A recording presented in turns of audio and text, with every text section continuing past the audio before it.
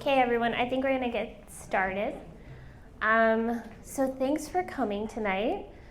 This is really great. This is the fifth in our Longevity Dialogues series. So we've had talks on senescence and reprogramming and women's aging, and tonight we're going to talk about brain aging. We're going to have two talks, one from me and one from Sala, and then we're going to have a panel discussion. But before that, I just want to have a few quick announcements and thanks to our sponsors. So we are fortunate to have BioAge Labs as a sponsor for this tonight. We've got Chris Patil here, who's their VP of Media. They are now a public company as of last week, which is amazing. So huge congrats to them on the IPO.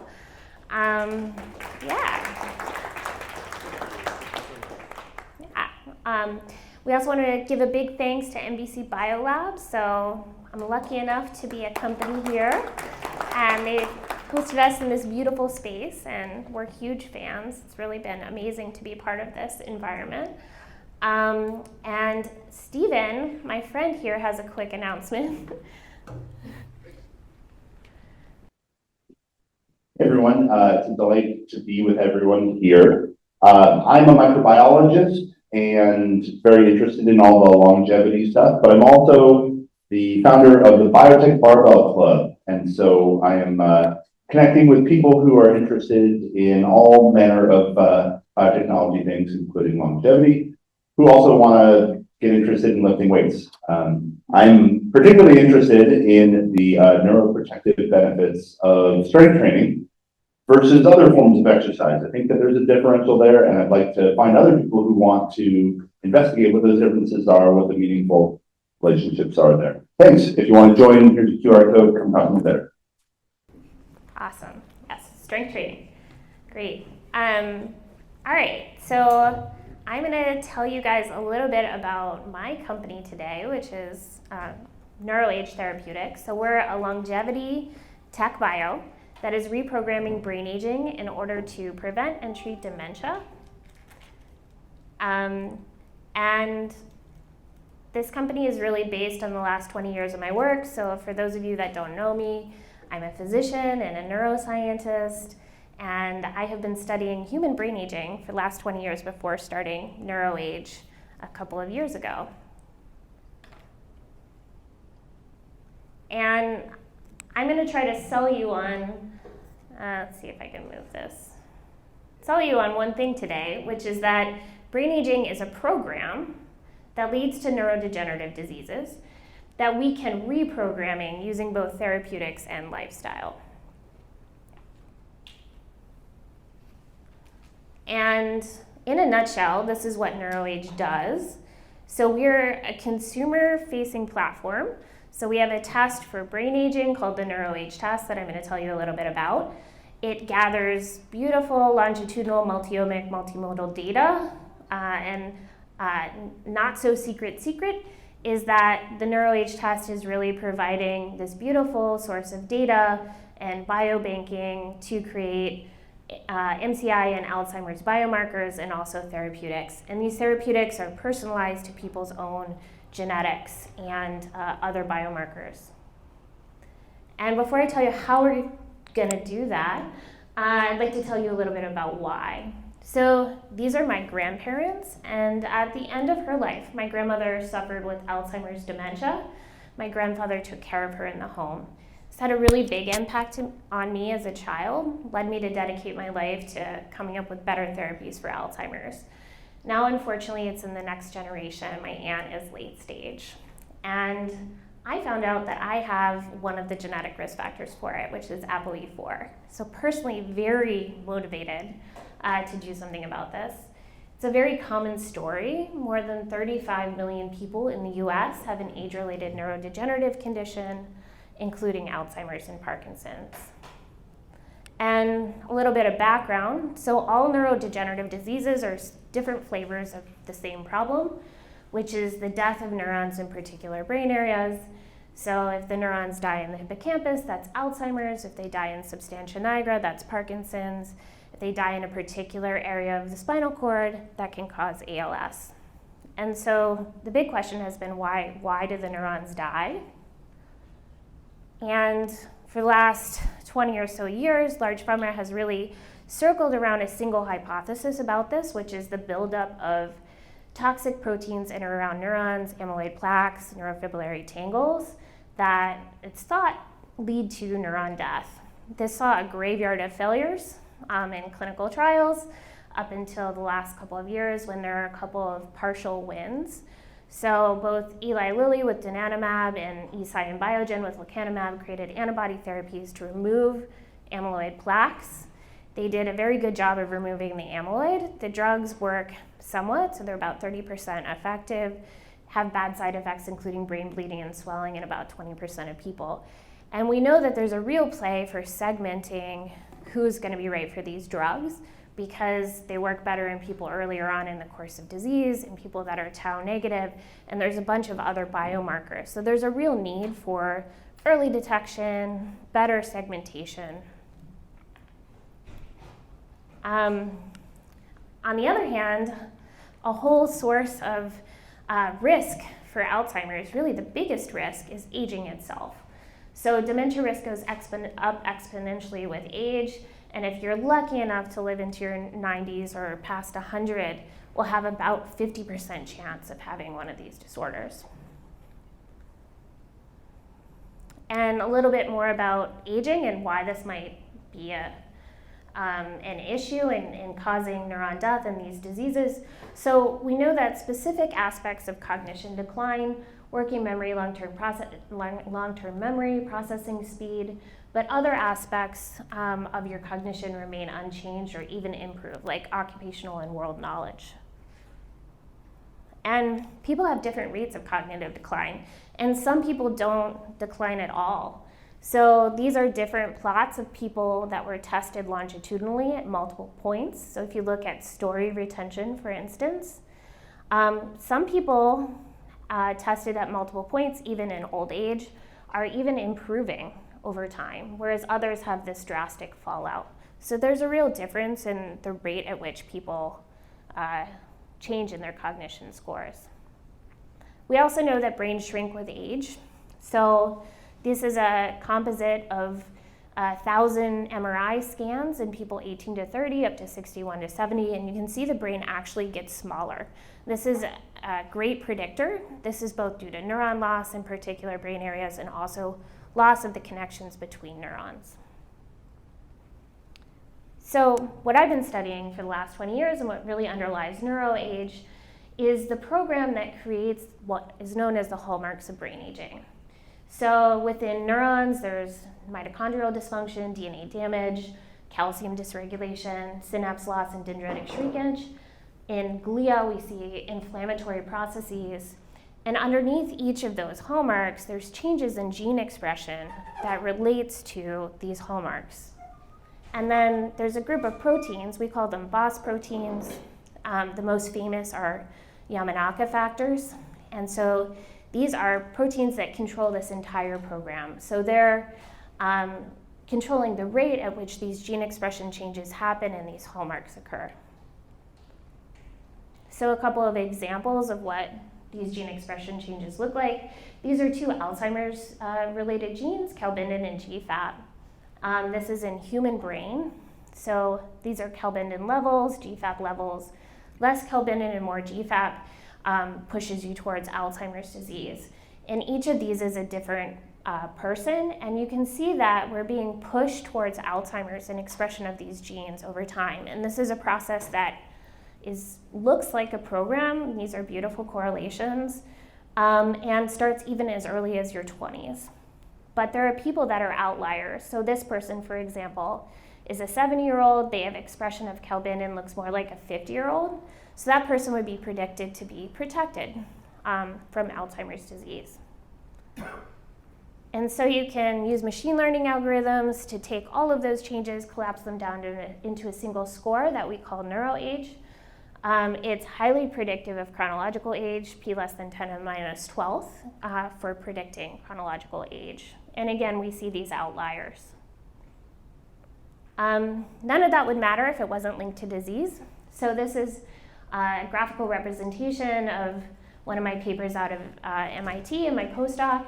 And what we showed in these large longitudinal cohorts of older adults were that people that were 5 years younger in their neuroage were 6 times less likely to have Alzheimer's in the future compared to the average person their same chronological age. So there are 85-year-olds whose brains looked 80.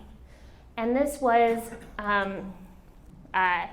synergistic with ApoE4 and separate sorts of risk. So it looked like an entirely different set of risks that was as big as the biggest genetic factor. Opens up a whole nother area of pharmacology that we could go after. We went on to show that those neuroages in brain, so you can't take a piece of someone's brain. So if you want to actually measure this in living people, there has to be a proxy. So we went on to in postmortem cohorts that had both blood and brain, to show that we could use 52 transcripts, again, machine learning algorithms, to predict the brain neuroages. So this is an RNA-based aging clock specific to the brain. And that forms part of what I'm gonna show you. So from a big picture, you go to the doctor every year, you get your cholesterol tested, you get your glucose tested for later risk of heart disease or diabetes, but no one is testing your brain aging for later risk of neurodegeneration. So we created the NeuroAge test for brain aging. We have a beta out on our website now. It's comprehensive diagnostic testing with 4 parts. RNA levels of those genes I was telling you about, so this brain-specific clock, genetics, brain MRI, and cognitive testing. We put that together into a super predictor using AI. It's already been trained on these large postmortem cohorts, and we're able to predict the age of people's brains. So this is Max. Max is 55. He has a neuroage of 51. He's 41% less likely to have Alzheimer's in the future than the average person his same age. And you wouldn't want this information unless there's something you can do about it. So brain aging itself, we've shown, is about 60% genetic and 40% lifestyle. So that lifestyle piece you can actually do something about. And so we provide personalized lifestyle and health recommendations. And then also you're contributing data to the creation of FDA-approved therapeutics, personalized to your own biomarkers that we're creating and other people are creating as well. I'm not going to go through our demo, but if you want to check it out on our website. It's a cool interface. But I am going to show you one thing, which I think is maybe the coolest part of this.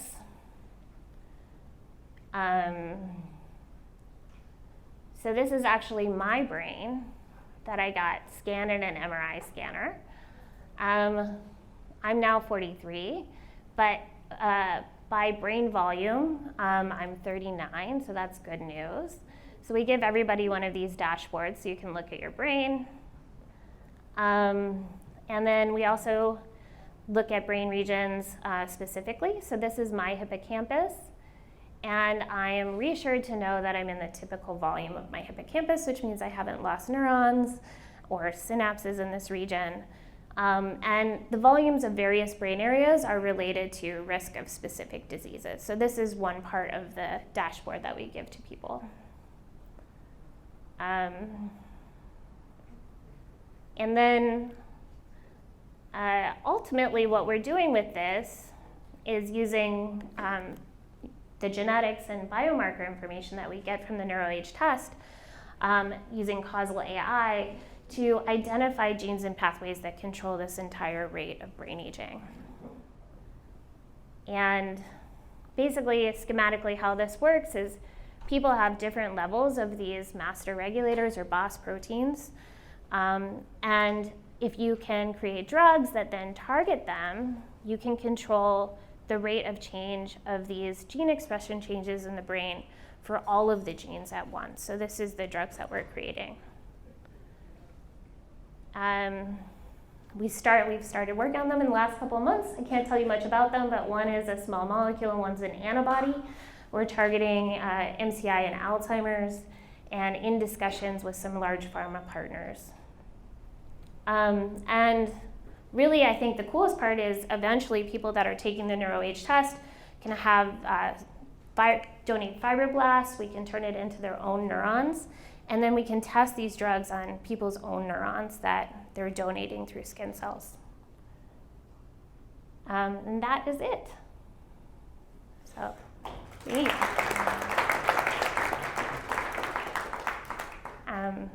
So we can, Questions? yeah, maybe one or two, and then I can have Sala come up.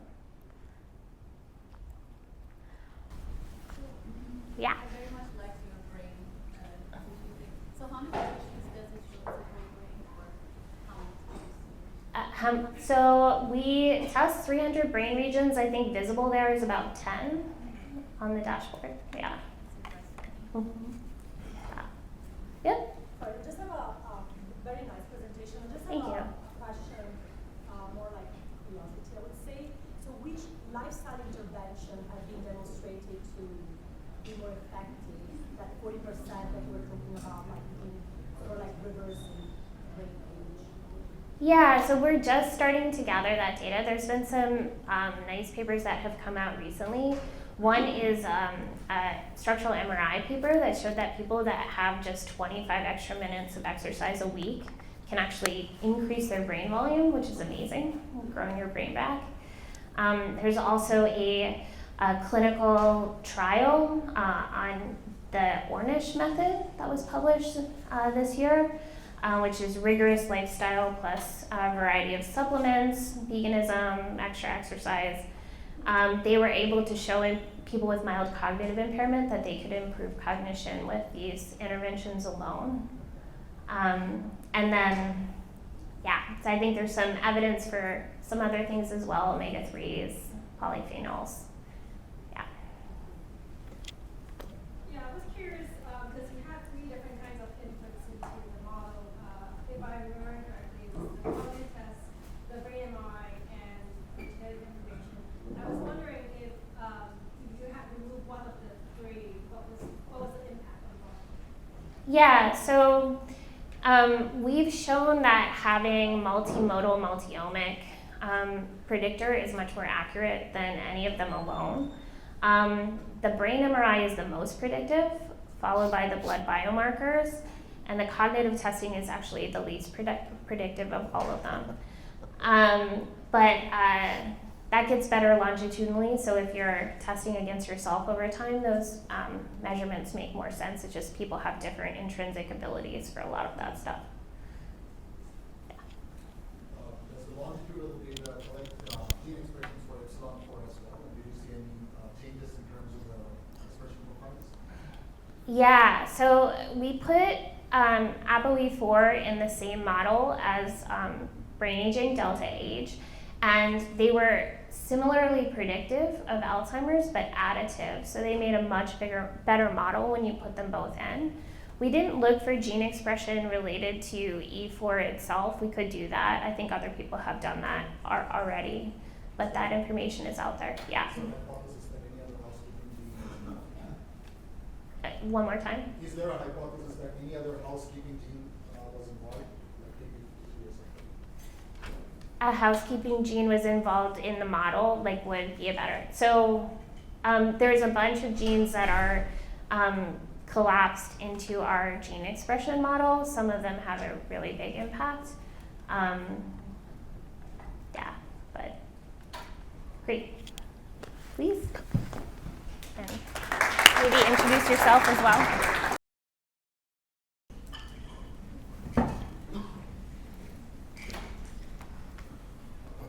Yep. Okay. Awesome. Thank you so much, Christine, for inviting me here today and being part of this panel. So I'm Salah Mahmoudi. I'm co-founder and CEO of Renew Bio. We're a startup spun out of Stanford University and we focus on developing novel regenerative medicines for the aging brain.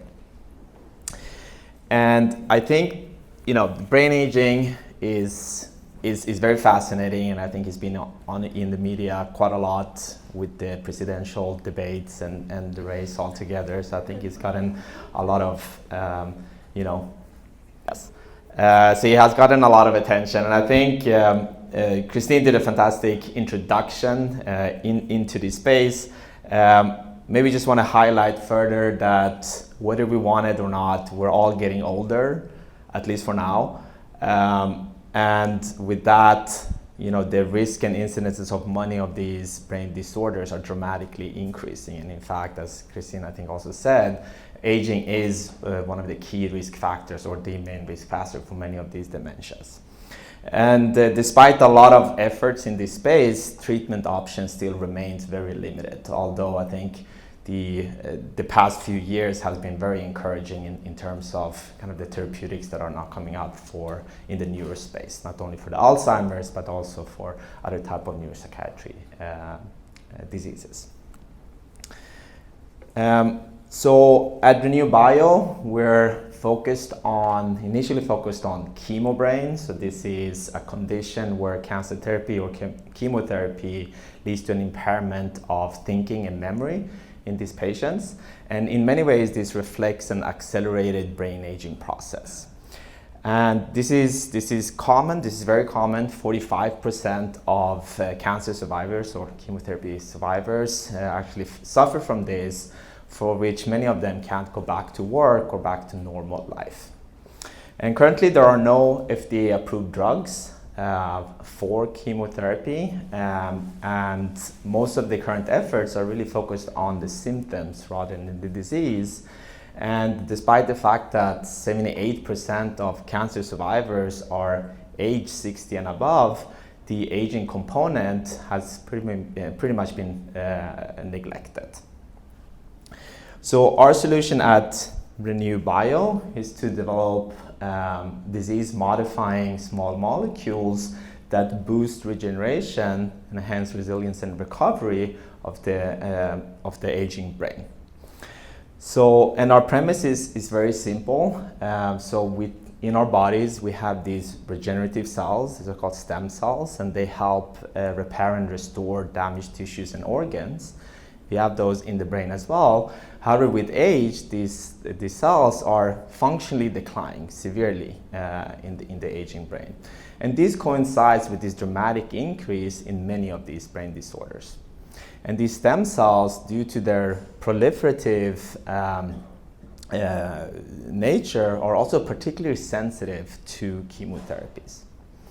So at Renew Bio, we have identified ways to functionally restore these stem cells so that they do what they're supposed to do, alleviate many of these diseases, and more broadly, help people live longer, healthier. So we're a team out of Stanford University, as I mentioned. I'm an operator. This is my second company. I'm not a neuroscientist. I have actually a PhD in oncology, but I was part of the Brunei lab at Stanford University, very much focused on stem cells and aging in the brain. And this is where I've met my co-founder, Tyson Riutes. He's the one who has developed this technology that I'm going to share with you guys today. And we also have top-notch experts in chemistry as well as AI to really be able to develop therapeutics in this space. So, and the reason why we can develop these or identify these solutions is because of our target discovery engine that allows us to search for solutions for the old in the old. And so this engine identifies candidate therapeutic targets that can boost stem cell function directly in the old brain. And this is unique, and I think really bridges a gap in the drug discovery process today. So it has an in-culture part that allows us to screen for thousands and thousands of perturbations, whether that's genetic perturbations or small molecules or other therapeutic modalities, and as well as an in vivo in-mouse part that allows us currently to screen up to 50 genetic perturbations simultaneously in the old brain, but that we have identified ways to expand up to 500 now. And this engine has been validated, so our proof of concept study is actually coming in press, I think on Wednesday in Nature. And in this study, we basically did a genetic screening, knocking down all the genes in the genome. And this allows to identify 444 hits, candidate therapeutic targets, that boost old neural stem cells. And of these 444, we could also validate 15 of them directly in the old brain. And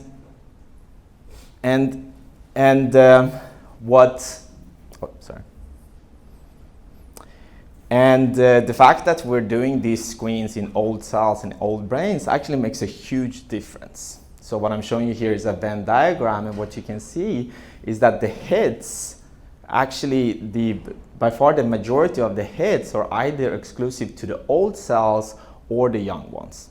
Obviously there's an overlap here as well, but 301 of these are exclusive just to the old stem cells. And what this tells you is that the old cells and the old tissues have very unique needs. And if you don't look for the solutions directly in the old, these are solutions that you will be missing out on.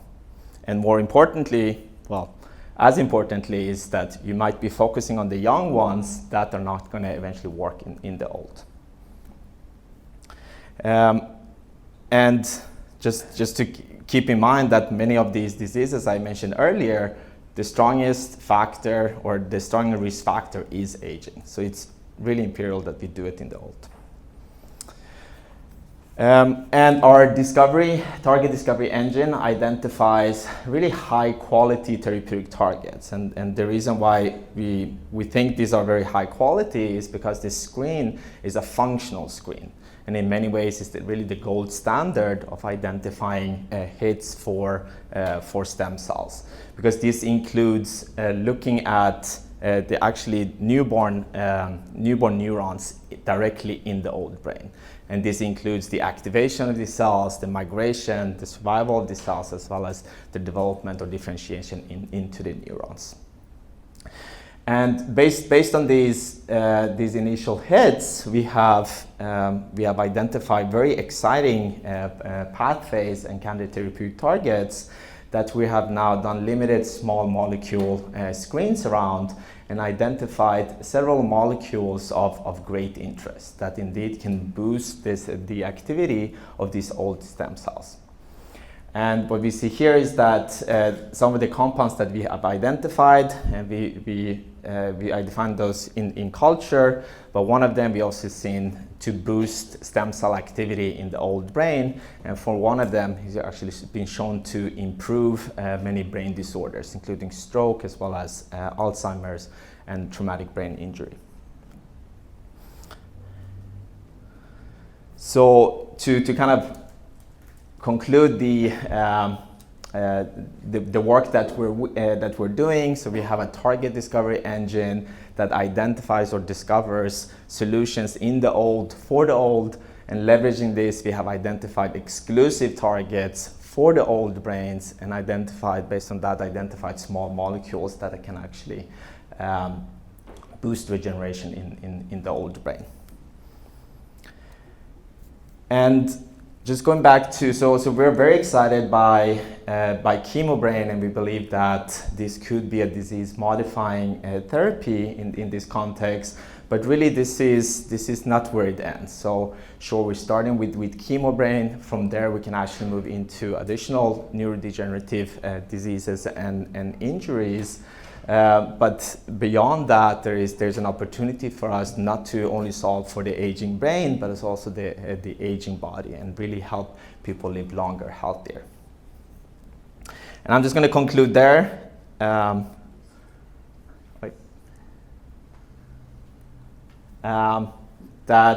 just thank you for your attention. So again, we're a strong team with great expertise in stem cells, aging, and regenerative medicine. We have a very innovative drug discovery engine that allows us to identify very unique candidate therapeutic targets, and based on that, we have a number of small molecules that we're now pursuing for therapeutic development. We're also raising our pre-seed round now, so if you're interested in this space, we would love to talk to you. Okay, thank you.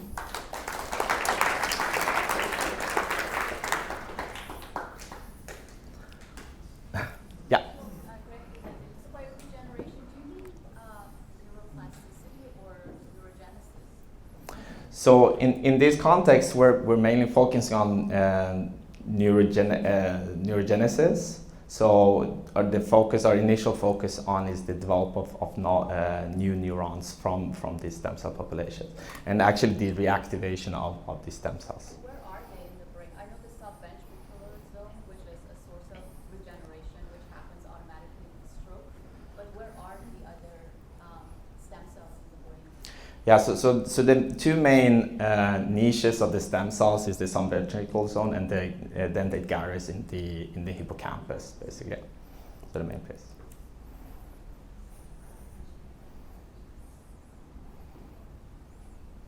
Okay. Yeah. I have a lay question. So, the little bit that I know, as she's saying, there's only stem cells largely in certain parts of the brain. And is there clear understanding that if you improve, I don't know, stem cell function, that will actually increase cognition on a significant level?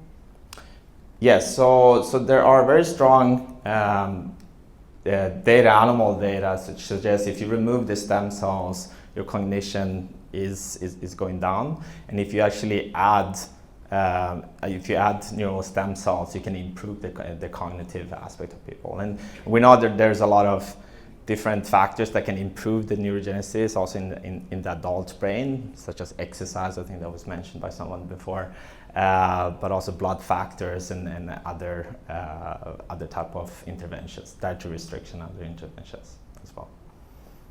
Yeah.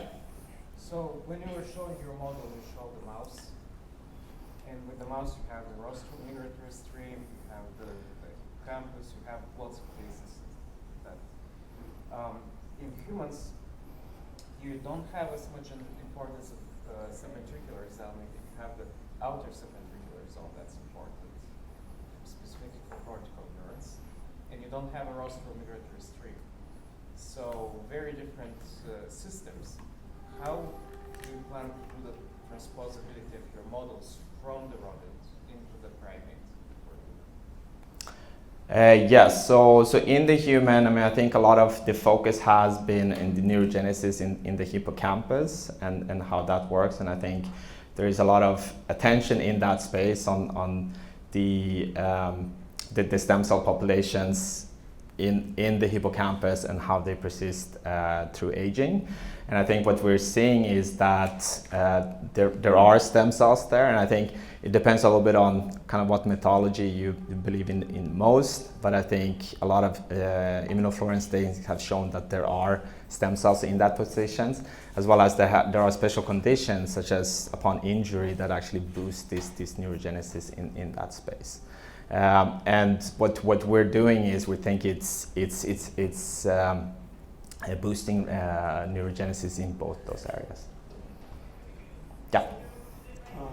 You've shown very nicely that you can stimulate neural stem cells with whatever these compounds are, but I'm looking for a marker for bioefficacy. Do you have any memory data for, in terms of hippocampal neurogenesis? Do you have any smell data for olfactory bulb neurogenesis? Something to hang your hat on that this is actually improving some biomarker, some functional biomarker. Yeah, of course.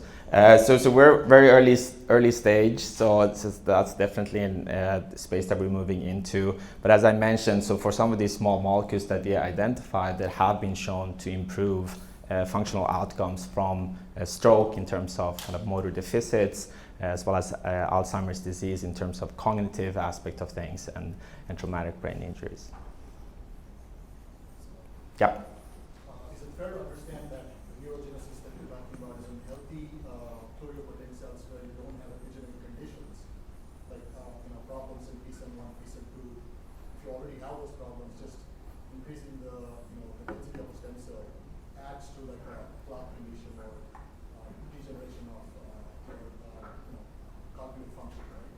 So your first pitch is assuming that the epigenetic landscape is healthy. You're adding to the density and the volume to increase the cognitive function. Is that the right understanding? That is correct, yes. Yeah. Thank you. Yeah. Yeah, just curious.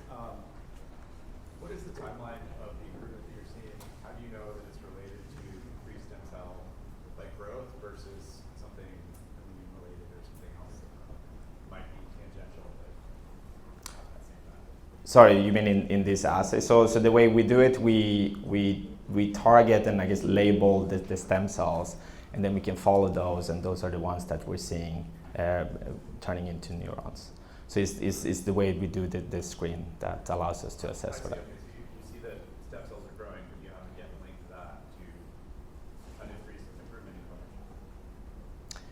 in function. Yeah, so for this proof of concept study, what we have done, yeah, exactly. The screen is more on the molecular side. Yeah. All right. Thank you. So we are going to pass the talking stick around a little bit. Okay. So I Should turn I off flip this it one. on? Okay. You can just hold it. Just hold it, we'll pass that. Okay. All right, this is, I'm not sure I'm coordinated enough for this. You're doing great. So it's nice to see everyone here. It's a great turnout. Congratulations to the organizers for getting everyone out. Just a quick introduction. As Kristen said, I'm Chris Patil. I'm the Vice President of Media at BioAge Labs, which if you read the financial press at all over the last week, you'll know is noted obesity drug developer BioAge Labs. And for those of us who've worked at the company for a while, this is something of a point of pride as well as a point of contention. And in this group of friends, one of the things I wanted us to talk about just before I, actually let the panelists talk is something that came up on the Slack for Longevity Global, the idea that, BioAge has become an obesity company, and what does that mean for longevity biotech? And one of the things that we feel very strongly is that we always knew that the study of the biology of aging was going to give us inroads into treating disease. And that in order to get money and get money to develop the drugs and find paths to approval, that for a time at least, the first longevity biotech companies are going to be companies that do the thing that their first strong indication is about. And I think that is, maybe you're going to be an obesity company, maybe you're going to be a neurodegeneration company, maybe you're going to be a cardiometabolic company. I know there's at least, there's more than one founder in this room. You're all going to do great things with those companies, and I think that there will be moments in the evolution of your company when you say to yourself, "Hey, I started out as an aging company, and now I'm an arthritis company," or whatever it is. And the thing is, you're still an aging company. We're learning from the biology of aging in order to improve the quality of human life and treat disease, and it is a well to which we can go back again and again, and that's what differentiates a longevity biotech company from a single asset oncology company. Is that we have a principle that aging is the primary risk factor for many diseases, and that it is by studying that process and understanding it better that we will create a giant next generation pharmacopoeia that not only treats disease once it's established, but also prevents it, delays it, and potentially even reverses it. And so that's just that's a soapbox I like to stand on and talk about whenever someone hands me a microphone. But it also should tell you that I have drug development on the brain. So when we talk today with our panel, I'm going to be asking them questions mostly about drug development and also about the state of play in brain aging as it relates to drugs that have been approved, are likely to soon be approved, or are currently in development. All right, so thanks again for the great talks and introductions to your company. So let's start with something fun. All right, both of you have these really ambitious goals for your company. And, among them are finding drugs that can be disease-modifying therapeutics for neurodegeneration or for chemobrain, or the great scourges of old age. All right, when we think about molecules at BioAge, one of the things that we think about a lot is how much more challenging it is to target the brain than the periphery. And I will invite you to critically examine what I just said, to agree or disagree with it, and to let me know whether you find it a major issue, a minor issue, daunting, not a big deal. Just hold it forth. Tell me how you feel about the blood-brain barrier and the challenge of getting your therapeutic into the noodle.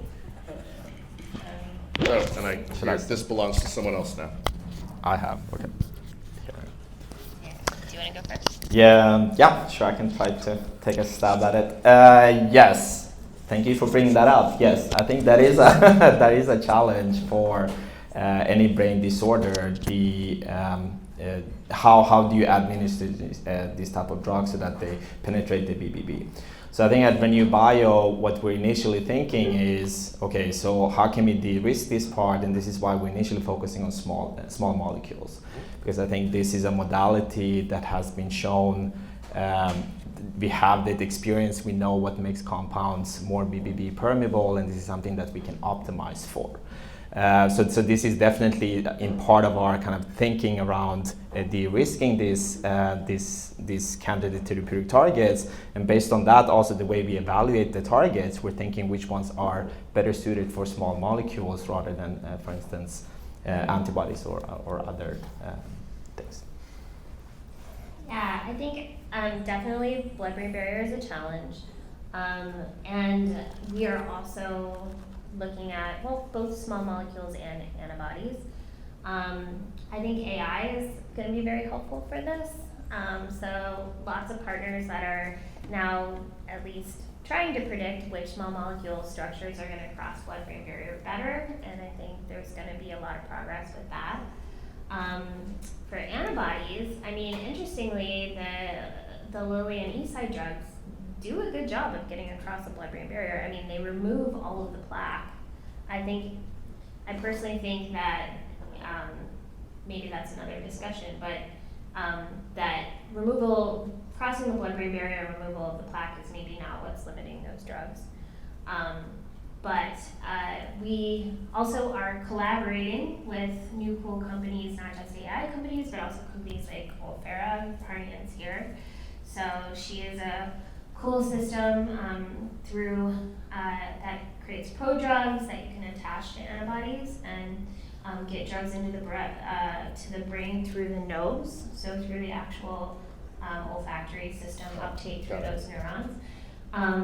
So we think that is very promising for getting a whole variety of drugs into the brain as well. But definitely a challenge, one worth it though, I think.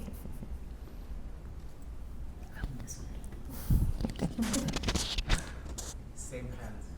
Microphone and the other one. There you are. All right, great. We're gonna see how this turns out. All right. So I have a provocative suggestion. Okay. That occurred to me when Pumba over there was introducing the Biotech Barbell Club to everyone. All right, and this is something that's near and dear to our hearts at my company. If you ask somebody what the lifestyle hacks are to prevent your favorite disease of aging, it can be a brain disease, it can be a heart disease, it can be kidney disease, right? Among them will be a number of things that affect the periphery, that affect the muscle, that affect other systems in the body that are not the brain. So to the extent that it's challenging to get drugs into the brain, right? To the extent that the brain is a complicated system that both anatomically delicate and sort of extremely complex in terms of its structure, why not develop pharmaceuticals that drug the periphery and attempt to reproduce the effects of the known lifestyle interventions that already prevent and delay diseases of aging? Sounds like your next startup.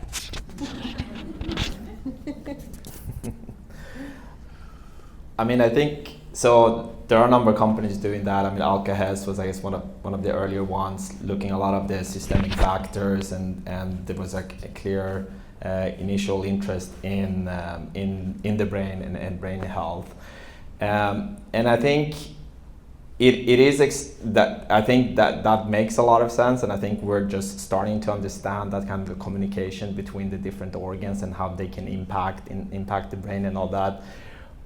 And we have identified a number of them that potentially could do that. But I think as you develop that into the drug, it still becomes what does what and how does that lead into the brain and what goes into the brain and gets that signal. I think that is still a bit of a challenge, I think. But otherwise, I mean, I think it's especially exercise. I mean, we know exercise as one of those interventions that boost neurogenesis. And I think there's a lot of exciting parts there. But still, though, what exactly are those compounds, what are those molecules doing that, whether if it's, platelet factor 4 or other ones that I have identified, I think remains to be seen. Yeah, I mean, I think it's a good idea for sure. I mean, I think taking care of the brain, people often think it's, playing games or doing mental activities. That helps a little bit, but it's mostly taking care of your body that takes care of the brain. A lot of our drug targets we think are not just brain aging targets, but maybe aging targets in general, because they're also associating with other age-related diseases. So I think that's interesting. We could think about whether we should just have, drugs that aren't specifically targeting the brain, or start with a different indication and have it end up in the brain. So I like your approach. Should we see BioAge moving across indications? I can't comment on that. Okay, this is a somewhat related question, which is one of the things you talked about in particular, Kristen, and I'd be interested to hear Salah's views about this, is the idea that one of the things you're going to develop as a result of studying how the brain ages is personalizable recommendations for individuals. Okay. Now, I was just speaking earlier, that earlier question with a very broad brush, which is that exercise and other known lifestyle interventions help the brain. I feel like no one's ever said for half of you, or 40% of you would benefit from not eating a pizza every night, or And so I guess what I was curious about, and this is a little bit more directed at you, simply because you are involved in a strategy that could personalize its recommendations. You're allowed to speculate. Okay. What are the personalizable things that what is the scope of that personalization? What will it look like? Even if you don't know in particular, what in general do we know about that right now? Yeah. So, I mean, we know very broad things right now, but I think those are going to get more specific over time, and we have plans for how to do that. So, some people are very lucky and have great genetics, right? So, we can show that they're, maybe they have a couple of ApoE2 alleles which are protective, and they're very unlikely to ever get Alzheimer's. So, for those people, we can tell them that they have to worry less. We can see things on MRI, like white matter hyperintensities, which are little cardiovascular changes in the brain. And so for people that have those, we would recommend more tightly controlled cardiovascular control. Also true with ApoE4 carriers, also puts you at high risk for high cholesterol, high lipids. So some of the genetics that we're measuring can lead you to more specific interventions like that. And then a thing that we're starting is to send people surveys. We're going to incentivize all of our NeuroAge test users to fill out surveys every week about what they're actually doing in terms of diet, exercise, timing of it, what medications they're taking, what supplements they're taking. And we can match that to their biomarker profile, and then use causal inference to figure out which of those may actually be causal, and then be able to give people these personalized recommendations. People with your genetic profile, your biomarker profile, do better with weightlifting than they do with cardio, or intermittent fasting doesn't work at all, or you should be a vegan, or whatever it is, right? So that's one way that we're tackling it, but we definitely don't have it's why, it all comes down to data. It's why you need these beautiful data sets that have both information on what people are doing and all of their genetics and biomarkers. Oh, you're all set. Maybe just a comment on that. So I really love the idea of personalized neuromedicine or brain aging. I think a lot of the indications that has been tested, I think you can take maybe stroke an example. A lot of the failures in stroke clinical trials is actually due to this massive heterogeneity between the patients, right? So how big is the stroke? Where is it located? What is the endpoint? And then they all kind of lumped into one and then tested, and it doesn't really work out in terms of kind of clinical trials. And I think if we think about brain aging, there is a lot of heterogeneity in the kind of the individual aspect. So I love the idea of personalized neuromedicine. but taking a stab at it though, just because we're in a panel discussion, I also think one thing with kind of this more focusing on a specific mutation or something more specific personalized is that once you've done that, basically the story ends there. And I think when you think about these broader mechanisms, whether it's regeneration or metabolic and all that, I think for many of these more broader mechanisms, the story just starts there, and from there you can expand. And I think Ozempic is a very good example of kind of you started with metabolic syndromes, but now you're starting to see like, hey, dementia risk goes down, this goes down, etc. And I think Ozempic in many ways is a longevity drug in kind of how we envision treating longevity, right? That you're going to impact a lot of diseases. So I'm glad that you mentioned Ozempic and the GLP-1 agonist class of drugs, because one of the things that we've read in the newspaper and read in the literature is that these drugs appear to have protective effects for diseases of aging that include neurodegeneration. And I want you to discuss with the audience whether you think those effects are secondary to the known cardiometabolic effects of these drugs, or whether they represent primary effects on the brain and neurodegeneration. That is to say, is it that obesity is bad for your brain and these drugs treat obesity and therefore make your brain better? Or is it the case that this mechanism has some benefit on the brain independent of weight control and appetite control? What do you think? I don't know if I'm well read enough on this topic. So honestly, I feel like there's a way to know this from the literature, right, so far, but I just haven't dug deep into this. Definitely, weight loss is good for neurodegeneration if you're overweight. So certainly I think that must be part of it, but whether there's an independent effect, I don't know. I think you are better suited to answer this than I am, Chris. I'm the moderator. Your company is actually working on this. Maybe I can add a few comments. I'm also not the expert here, but I get Ozempic is in many ways like a dietary restriction, right? And if you're thinking about what does dietary restriction do, it does improve a lot of brain health, even in the non-obese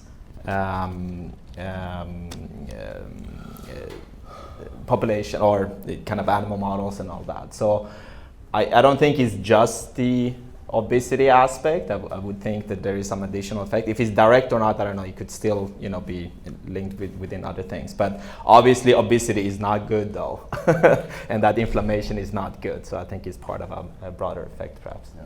I think the word direct is actually a very confusing word that's used in all kinds of ways, and biological directness, unless the molecule is literally touching the thing, can you say it's direct? And I don't know. But I like the way you're thinking about this. I think the current thinking about how the GLP-1 and GLP-1/GIP agonists are working is it's kind of calorie restriction plus, right? There's clearly something else going on, especially with the dual receptor agonists. But many of the benefits are mediated by reduction of appetite, and which connects to the thing I was talking about above, which is there's other ways to affect the periphery. You can decrease appetite and decrease energy intake. You can also recapitulate the benefits of exercise. That's something else that I think is a fertile ground. But we digress from the brain, which I'd like to return to, and I'd actually like to give you two a chance to talk about the sector in which you're operating. Okay, you're both relatively young companies. You have a long road ahead of you. There are a few incumbent players in the neurodegeneration field that have recently had qualified, not without controversy, successes in the FDA approval arena. Okay.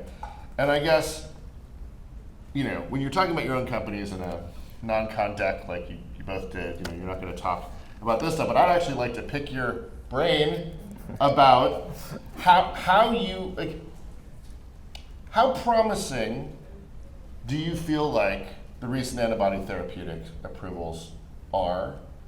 What do you think is the best path to improvement for companies following up on those successes with subsequent development? Maybe let's stop there. Maybe, Kristen, you want to go first? Lots of thoughts. So I have to say, I've recently had a somewhat change of heart on this topic. So when I started medical school a long time ago, early 2000s. Don't say. Yeah. There was a professor there who created Pittsburgh Compound B, which is the PET scanning ligand used to image amyloid in the brain. And he said, Kristen, I can tell you that amyloid is definitely not causing Alzheimer's. And the reason that he said that is that there were people who had perfectly normal memory, weren't diagnosed with any disease, that had brains full of amyloid. And so, it was really, and for a long time, there's problems with the mouse models. Mice are also bad models of Alzheimer's for a number of reasons. And so I thought, this is a complete red herring. There are falsified papers. There's all of these reasons to think this was complete BS. Until the last couple of drug approvals. So I do think, in particular, donanemab, which is Lilly's new drug, it's striking that 50% of people at 1 year have seen no progression on this drug. And so, the proof is really in the pudding. I think it's working well enough that you can't deny that amyloid must be playing some role. And so I've modified how I'm thinking about this. So I think the issue with it is that we've defined Alzheimer's around amyloid. So it's in the definition of whether or not you have it, having amyloid or not. When I think amyloid is really a risk factor, like cholesterol is a risk factor. And so we should be treating it like that. And if you think about it that way, if you had a bunch of people with end-stage heart disease and you gave them a statin, would you expect it to make their heart disease better? Maybe a little bit, right? And it's going to work better in people earlier on in heart disease. So if we think about it that way, maybe these drugs should be started in people before they even have Alzheimer's or MCI, and it could decrease a risk factor. And it's only going to work for some people, the people that have high amyloid levels. Also, we know the drugs work better in people that are tau negative, so there may be a different pathway going through tau, which would require a different set of drugs. So this is kind of how I'm thinking about it, and I know there's a lot of controversy around this right now, but I do think we're going to end up, if they can make those drugs safe enough or predict who they're safe for, people taking drugs like these in the same way you take a statin, which is to prevent Alzheimer's. Actually, I want to follow up with you really fast. Yeah. All right, I'm asking you to speculate now, but as a neuroscientist and a physician by training, do you think that the risks of hemorrhage, et cetera, are the adverse events that have been, do you think they are inherent to the mechanism of action, or do you think they can be separated? That is to say, you have these big honking molecules, traveling in and out of the brain at sites where the BBB and the vasculature have been weakened and compromised.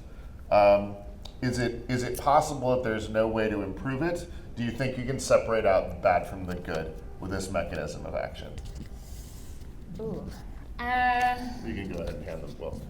Yeah, so there are drugs that are having different modality drugs, right? Small molecules that are coming out for amyloid, which I think maybe we'll see. So far, I haven't heard anything about ARIA or the brain bleeding or swelling related to this with the small molecules.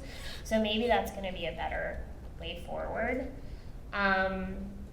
Is it the antibody? Is it the fact that it's an antibody therapy that's causing all of the issues? Maybe. maybe it's also causing it for some people. So some people don't have these problems, so maybe it's just safe for people with certain markers. But I'm not totally sure. I wish we had Lily here to give us an answer. Please speculate Yeah, wildly so- on this topic. I think Christine did a fantastic job kind of addressing that question. Just to add a few things. I mean, I think from outside looking into it, I'm happy that this is happening, that there are drugs that are being approved, because I think the Alzheimer's space was an area for decades nothing was, well, it has never been anything coming out except these ones. And I think in terms of kind of boosting investments and all that in the neuro space, I think is very encouraging. I think that they're showing that this is possible, and this also opens up for other diseases in that space. Maybe just something to talk about, kind of what you guys are touching on anyways, like the heterogeneity of these patients, right? And I think, for instance, just because I am in the regenerative space, it was shown that, you know, these Alzheimer's patients that have higher neurogenesis also are more resilient to a lot of kind of these plaques and amyloid beta and all these things. And I think we're not quite understanding how we should stratify these patients, but I think that is something that we're going to get more data and kind of do a better job doing. And I often say, I mean, I was from the oncology space. I think the neuro space is where oncology was, 20, 30 years ago, where, breast cancer was breast cancer. Now we know there's HER2 positive, there are triple negative, there's a bunch of different type of breast cancers that are going to be treated differently. And I think that's pretty much where we're going to go with Alzheimer's and having different populations there.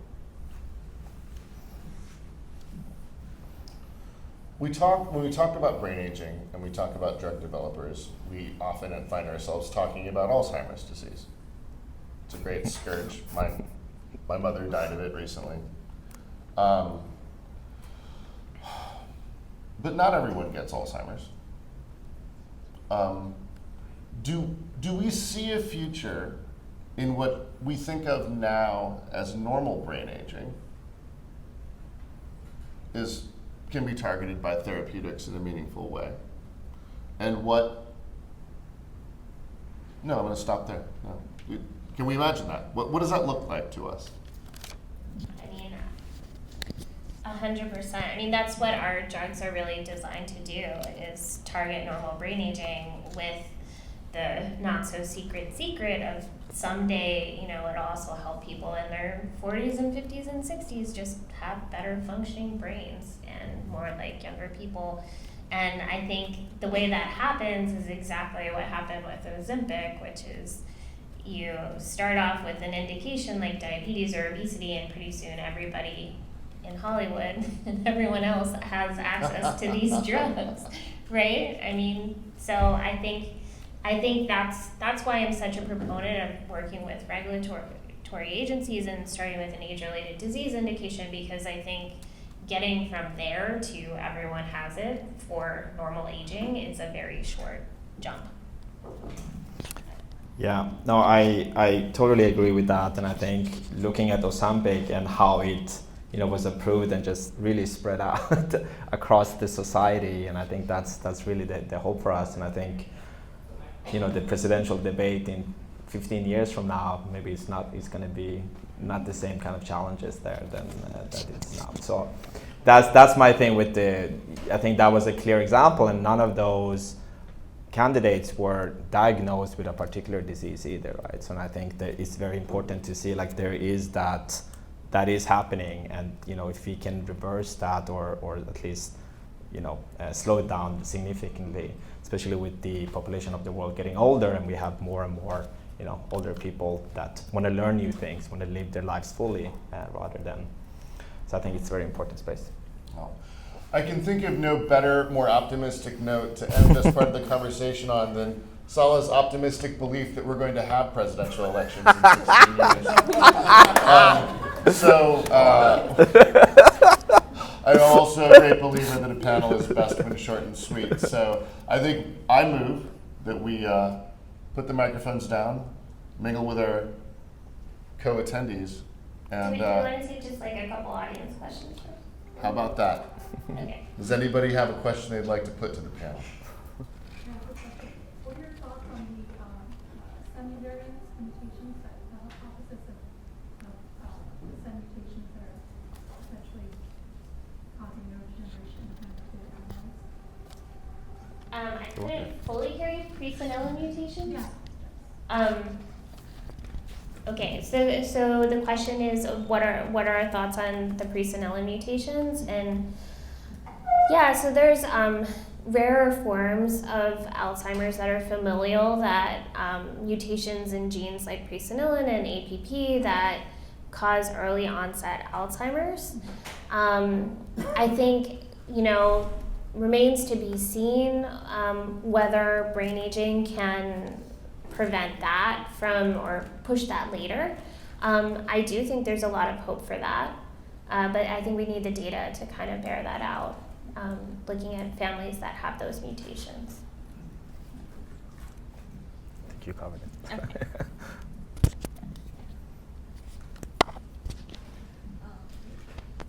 Thank you. I love your stumpers for the panelists.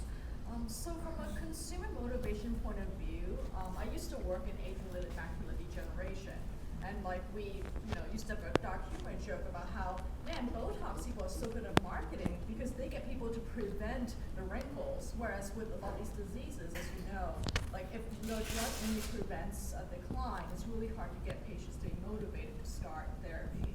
So in the future, where parts of our bodies are going bad at different rates, is the idea that the earlier we show them that your brain is shrinking or some part is going wrong, that triggers the downstream pathways of all the things you can do to improve your health, which tends to be converging again. Or, and then what is the way to make it more of an optimistic kind of motivation for patients? Yeah, I think, the first step in being able to do something about anything really is being able to track it. So I think, that's part of why we're offering the NeuroAge test, is to give people a way to know how they're doing and, to be able to see if what things are trying, it can actually improve that. And I think it is very hopeful because, for a long time people thought, if there's nothing I can do about it, it's genetic, I'm just this monkey on my back and someday it might happen or it might not. But that's really not true. The choices people make in their middle age or even earlier are impacting long term, whether or not they get disease. Yeah, just to add to that, and I think what Christine said, from the test, 40% of that is lifestyle changes. That certainly says that you can do something about it. And I took the 23andMe test, maybe it's 8 years ago. I did it, and I bought one from my wife, and my wife didn't want to do it at all. And I didn't know exactly why, but she's like, oh, what if I have these kind of mutations, right? And I think there is this idea of, oh, if you have it, you're gonna get it, but it's all at risk, right? And it's part of kind of the bigger play. And I think very importantly, just for NeuroAge and kind of having these early detection markers where there is still time for you to do something about it before, because I think that is a big challenge in many of these diseases, is that we detect them a little bit too late, and how can we detect them early on to I want to believe in the future that you're talking about too, and I just wanted to repeat one of the mantras of longevity biotech, which is indication expansion. This idea that, does everyone know the story of the statins and where they came from and how they evolved? For those 5 of you who don't. So the statin drugs were invented for a disease that almost no one has, okay? Or they were originally approved for a disease that almost nobody has, familial hypercholesterolemia. These are, these are families who have terrible trouble with blood lipids, where their blood can actually be a slightly opalescent color because there's so much lipid in it, and where the children have cholesterol in the 300 to 400 range and above. And the idea was if you block biological production of, because most of the cholesterol in your body you make yourself, right? It's not from egg yolks or steaks. You make it. If the idea you can block the generation of that, you can help these people with this rare and devastating disease and prevent the harms that they were known to have, with heart disease, et cetera. And then it was really not, these were not blockbuster drugs when they were first approved, right? But somebody then realized, and I'm sure the discoverers of these drugs had this glimmer in their eye, that, you know, the next group of people were people with lifestyle-related hyperlipidemias, you know, and then there were people who just had one or more risk factors for hyperlipidemias, or one or more risk factors for the thing that hyperlipidemia causes. Jumping over the initial mechanism of action, really, and just saying, hey, if you're an older person and you have a risk of developing heart disease, why not put one of these relatively innocuous drugs into your pharmacopoeia and hope that you get better? And lo and behold, that's the way the data worked out. So what we're imagining, a lot of us who are working in longevity biotech and age-related drug development, is this idea that we'll eventually become more and more permissive with the application of the drugs that we develop. And I think that that's a path to what you're describing, you know, to get broader and broader, earlier and earlier, where you start to prescribe based on risk factors or even demographic cohort, which is kind of how the statins are prescribed now. Certainly why my physician prescribed them to me. And I think that that's a path that many of us take as an article of faith in this industry, in this sector of the industry. Yeah. I couldn't disagree more. Okay. Completely. Let's hear it. Right? There are two reasons for giving statins. One is primary prevention, one is secondary prevention. For secondary prevention, I completely agree with you, but that's actually a very small piece of the market, about 10%. Primary prevention, that is, you have a high cholesterol, and you high LDL, and your physician says, well, here's your reference range, you need a statin. Do you know what the increase in lifespan from statin use in primary prevention is? 4 days. 4 days. And do you know what the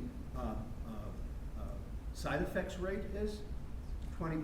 Is it 4 days? 20%. Okay, rhabdomyolysis and several other diseases. In fact, a movie will be screened here in San Francisco 3 weeks from tomorrow called First Do No Farm, which actually takes the argument that you just made to task. And I couldn't disagree more. And I think that's actually one of the things that got us into this mess in the first place. This mess being? Expecting drugs are going to fix all of our problems. Okay. Thank you very much. Do we have a question over here? Oh, I had one. Yeah, that's what I I just wanted like a quick rapid fire, like less than 60 seconds. All three of you, what do you guys do, knowing what you know, in your lifestyles to prevent all this neurodegeneration we're talking about? Oh, yeah. Well, I was the very first NeuroAge test taker back in February, and I'm about to do my second round of testing, so we'll see if what I've been up to in the last 6 months has helped. But I have to say, as a founder, it's very hard to do all the things you're supposed to do. But one thing I've done is I've got an Oura Ring, and I am sleeping better, and I'm tracking that. I also exercise about 5 times a week, yoga and cardio. Try to keep my stress down, really depends on the week and what's happening with the company. And trying to work on community more, so being here as well. Also, because this might be TMI, but I'm perimenopausal, so I started HRT recently. Has improved my sleep a lot. I think that might be helpful. So that's my short list. I can tell you what I want to do, but honestly, very similar to Christine. I think you're doing fantastic, because my wife tells me you need to sleep more, you need to go exercise, and you need to eat healthier. And I'm not quite doing any of those, but I want to do it. And sleep is a very interesting thing, because I did a lot of experimentation on my sleep habits in my PhD and postdoc, where I was trying to see how little can I sleep and I still be functional. And then later on I realized that's not a great thing, and I'm really trying to kind of go back to sleeping more, but having 2 kids also, my sleep patterns are pretty bad. So I sleep for 5 hours and that's pretty much it. And then I keep on like working out. So that's also part of working with brain aging. I think I'm in a big risk factor now. But yeah, I'm aware of it. That's what she said. Yeah, I've always wished I had a better answer to this question, which is because the answer is sort of nothing. I think that the optimistic thing that I will say is that to the extent that I can reliably and reproducibly monitor my own behavior, my own intakes, and my own outcomes, I am much more incentivized to do the right thing for myself. So one of the things that happened to me during the pandemic was that I stopped taking care of myself because I was sad, because I was isolated. And I had a hard time, getting to the point that I was, it took a while to start proactively taking care of myself. And this is going to converge on an answer that I think is helpful to everybody. It's not unique to me, I hope. Which is that I figured out, because everybody knows, I think, in this room and probably in the greater culture, what you ought to be doing, right? You ought to eat food, not too much, mostly plants, not too much of it, right? You need to exercise, you need to do both strength training and endurance training, you need to sleep well, you need to avoid alcohol, you need to not smoke cigarettes, you need to not be socially isolated, you need to do all those things. All right, and if you audit somebody's life, they're not going to be doing all those things, okay? Part of the reason is that we don't have feedback mechanisms on whether or not we're doing them. Like, are you taking care of yourself? Well, can you look at your watch and say, it turns out you can, because there's these new watches that do that for you. I have an Oura Ring too. So I've really found that the more that I monitor myself and quantitatively record both my, what will we say, my independent variables and my dependent variables, the more I have kind of a feedback cycle where I begin to see what works for me. And so I think that's actually a general answer to the question is monitor yourself, monitor what you do and monitor what happens to you. And I think that just by that, the very nature of that, you end up taking better care of yourself. I wish I could say that I was like on some kind of weird Brian Johnson-esque regimen and like here are the 5 things that are actually working, but supplements are basically a great way to make your urine more expensive, and I just don't, so. Great. I think maybe we can end there. Yeah. All right, let's get a hand Thank you. for our panelists. Thank you so much for the talk, and thank you so much to the audience for your attention.